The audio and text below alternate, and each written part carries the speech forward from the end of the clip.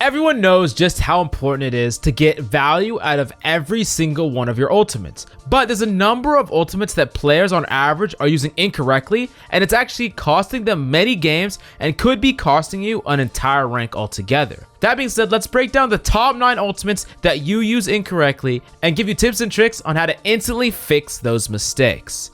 All that being said, let's just jump right into it, shall we? So the first character on the list has to be Echo. Echo's duplicate, as everyone knows, is extremely powerful. Some might even call it overpowered, but there's a large amount of Echo players that are getting very little value out of this ultimate, which is frankly unacceptable because it takes so long to charge and there's so much potential impact you're leaving on the table. The first thing that you need to stop doing is going in with duplicate solo. Duplicate is an ability that you really want the pressure that your team brings in as well, especially if you're copying a proactive target, like not a healer, but a DPS or a tank. If you duplicate solo, it's easier to focus you down, it puts less pressure on the enemy team, and your ultimate follow-up is going to be extremely telegraphed, something like a Reinhardt Shatter. Really keep that in mind. It's better to wait for your team to push in as well, and then make it a 6v7 instead of waiting for some of your teammates to die or just trying to 1v6 the enemy team. Now, on top of that, there are 2 big factors that you need to think about when copying a target.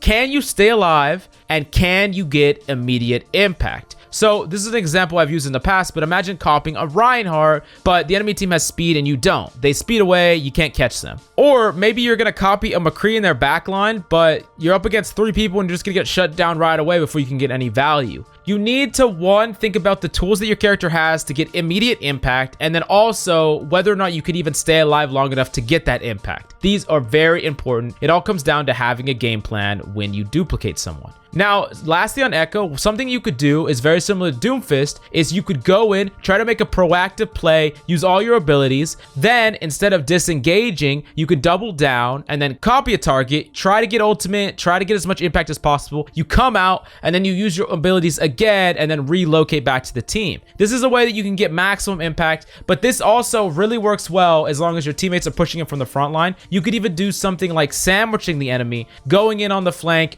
trying to find impact, then copying a target, coming out, using all your abilities again, and then going back to your team. But by then, if you did this successfully, you should have won the team fight. Speaking of winning more team fights, if you want to see in-depth breakdowns of Echo VODs, go check it out on GameLeap.com. Now, let's talk about the next character on our list, which is ROADHOG, his whole hog. So the biggest mistake that people make with whole hog is, yes, it's very powerful, and yes, it gets enemies away from you, but it's also a big giant flag that says, I am not going to be able to move or use breather. I can't use hook either. Come kill me. You need to be very cautious about using this out in the open. I would highly suggest isolating the targets you're using it against and also using natural cover to keep yourself protected. While there are technically many ways to get value out of a whole hog, let's talk about the most consistent ways to get value.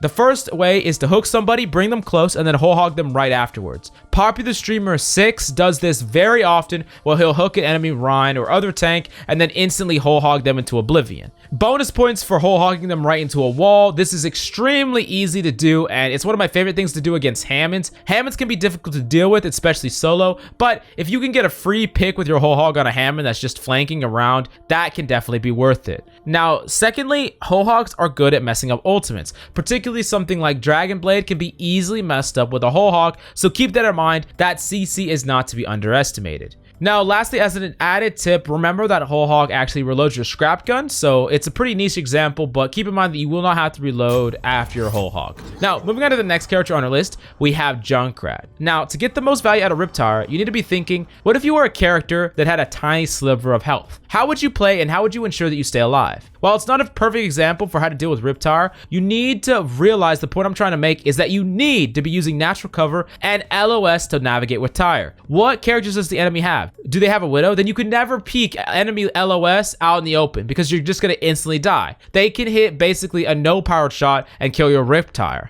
Does the enemy only have a Doomfist and Genji? Well, then they have to physically do something about your Tire, which puts them into harm's way, so it's a lot harder for them to pressure your Tire. You need to be keeping the things that can punish your Tire in mind, and imagine that one shot to you is going to kill you because that's essentially what's going to happen. Secondly, do not get overly greedy. This is a common theme throughout almost every ultimate, but it happens a lot. You need to ask yourself, what is the value that can win the fight? Usually 1 or 2 kills should be enough to win you the team fight, or at least give you a big advantage into it. If you need your tire to get 5 or 6 kills to win the fight, then you probably should not have invested your ultimate at all. Now, lastly, you need to be thinking about what enemies want to push your body after your tire.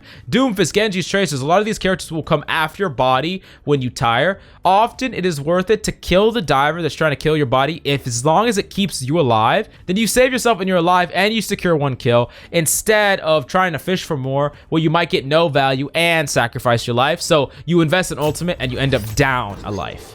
Now, moving on to the 4th character on our list, we have Baptiste, his Amplification Matrix. Now, Amplification Matrix is probably the fastest charging ultimate in the entire game. If you ever are in a close fight, you're gonna get it first, use it instantly. It can help you turn a team fight right away. Do not be afraid to use it just for yourself either. Increasing your own heal and damage can make you like a super healer DPS hybrid for its duration that can bring enough damage and heals to offset a down DPS or a down healer. Lastly, this is probably the most important aspect. Please call if you are close or you're planning on using your Amplification Matrix. You could say something like, I'm 20% off, I'm going to use my Amplification Matrix right away. Many abilities combo extremely well with Amplification Matrix. Take Fire Strike, for example. What if your Ryan just used Fire Strike and then you throw down your Amplification Matrix? You got no value out of the Fire Strike amp combo that does 200 damage. If you relay how close you are and how soon you are to using it to your team, it can help them maybe sandbag some of their cooldowns to combo it with your amp matrix instead. Now, moving on to ability 5 on our list, we have Reaper's Death Blossom. Now, Death Blossom tends to be hit or miss, but that's something that we can change right now. You need to understand that there are 3 ways to get really good Death Blossoms off. You need to 1, use them against people who have no CC or crowd control, no stuns, nothing like that. 2, you can use them against people who have already used their CC or crowd control, like a McCree that already wasted flash. Or 3, you can kill them and do enough impact and damage to them that it's too late and it's impossible to react with crowd control, or even if they do, the damage is already done.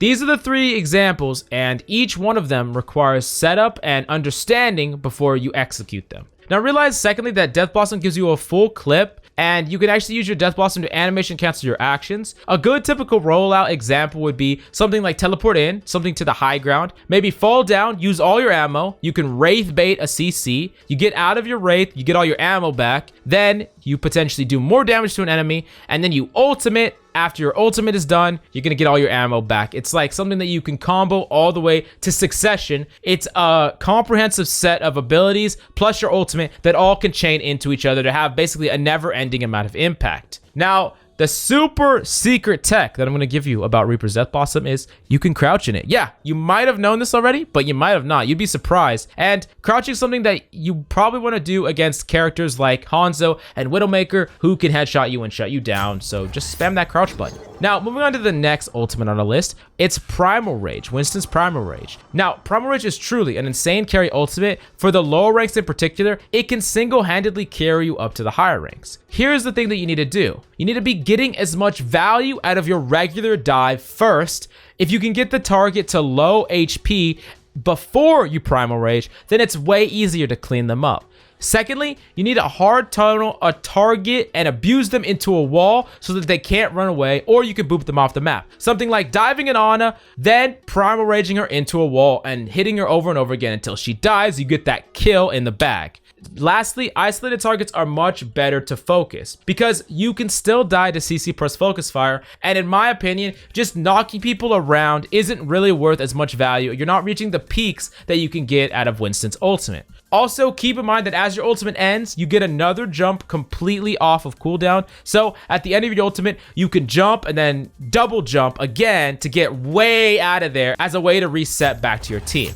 Now, moving on to the next character on our list, we have Doomfist Meteor Strike. Doomfist is a cooldown based character. Every action you take should be a cycle of your cooldowns. Of course, we've taught this many times on the GameLeap channel. It's something you should know by now. Now, unlike the traditional cycles of Doomfist where you have to save some abilities to disengage, your ultimate lets you all in and not save anything. You can go all in, do everything you possibly can to get the maximum amount of impact, then ult, get your cooldowns back, and then go all in again, or then use half your abilities to engage and then disengage. This can allow you to get even more value than normally would, and it can allow that first rollout to essentially go all in. Now, the important thing about Doomfist Ultimate is against CC heavy comps, you can use your ultimate and your all-in nature to target the enemies that really heavily counter you. Let's take a McCree for example. He's gonna zone you off, protect his supports and his backline, and kind of keep you in check. Once you build up that ultimate by playing pretty safe, you can all-in that McCree, and once he's dead, you're free to dominate the rest of the team. Now moving on to the next character on the list, we have Tracer and her Pulse Bomb. Now, good pulse bomb use can differentiate a decent tracer from a great one. Here are some tips for you to have more impact with your pulse bombs. NYXL SBB always blinks in to close the gap before he pulse bombs, and in my opinion, so should you. Pulse bombing someone from point blank range is far easier than trying to do these really long range Kobe pulse bombs, rest in peace. So really think about that when trying to set up these pulse bombs. On top of that, do not wait around to see if it hit or not. I don't know if this is something common at lower ranks, but I see this when I VOD review players, is they will throw a pulse bomb and they will just sit there and wait for the spark to happen, if they stuck it or they didn't. Do not waste time just watching your work. Just go along your business after the pulse bomb, whether you hit it or not. Now, lastly, some targets are easy to stick and definitely worth easy value and time.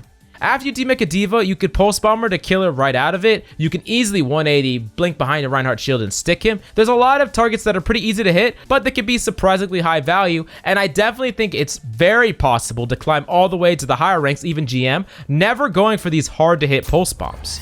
Now moving on to the last ultimate on our list, we have MOIRA's Coalescence, and don't worry, you don't even need to be able to build a fusion reactor in order to have high impact with MOIRA's ultimate. Now firstly, definitely use your orbs always before you Coalescence, because you're going to get it back off cooldown before the Coalescence is over, so you can always add more value. Whether or not you need damage or a heal orb, you can decide that pre-cold depending on the situation. If your team needs heals and you want to do a healing cold to give your team more sustain, you could throw a heal orb, or if you're dueling something, keep in mind that a damage orb plus co can easily burst down a squishy if you have decent tracking. Next up, remember that Coalescence can do damage through barriers, so targets that are discorded or naded can be easy targets with good tracking, even if they're in the backline behind their Reinhardt. Cole is a great ability to use as an initiation because you can bring extra kill confirmation and heals to your team plus sustain when your team is going in. So please do not use Cole as a pseudo defensive ult like something like a beat. It's far better used proactively in my opinion. It's going to win you more team fights. Lastly, you need to be careful of characters that could CC you when you're ultimating. A lot of times McCrees will do crazy things like roll in and stun you, or ROADHOGs will jump hook you across the map. Never get your ultimate canceled. You're extremely fast and it's hard for people to burst you down without a CC to stop your ultimate. Anyways, if any of these tips has helped you at all, you will find more impactful information for your personal play at GameLeap.com, so go check it out. I hope you enjoyed this video. If you have any other videos that you want to see, do me a big favor and let me know in the comments down below. I think that's all we got for you today. I'm Coach Mills, and until next time,